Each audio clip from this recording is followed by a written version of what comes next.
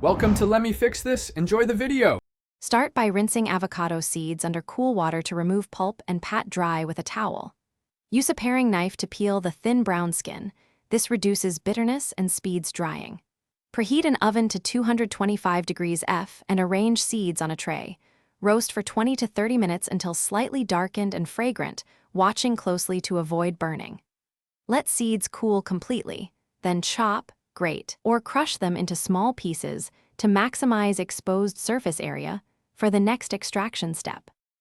Measure 2 cups of chopped or grated avocado seed and place them in a clean saucepan. Add 1 cup of neutral carrier oil such as grapeseed or avocado oil. Warm the mixture gently over the lowest heat.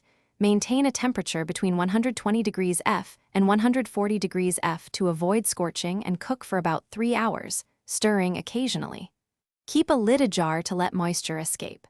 After 3 hours, strain the warm infusion through a fine mesh sieve or double-layered cheesecloth. Pressing the solids to extract remaining, transfer the freshly strained oil to a clear jar and allow it to settle undisturbed for 24 to 48 hours. Heavier sediment and any residual water will sink to the bottom. Carefully decant the clarified oil into sterilized glass bottles or jars, leaving solids behind, and seal tightly. Store bottles in the refrigerator to slow oxidation. Homemade seed oil lasts up to 6 months refrigerated.